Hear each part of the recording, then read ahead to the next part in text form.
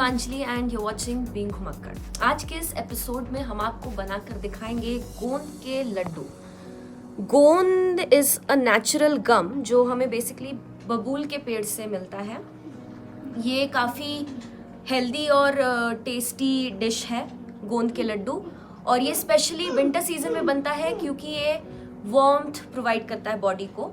तो इसमें बहुत सारे ड्राई फ्रूट्स भी डलते हैं, तो ये काफ़ी हेल्दी रेसिपी है। तो इस वीडियो में चलिए आपको दिखाते हैं कि कैसे बनता है गोंद का लड्डू।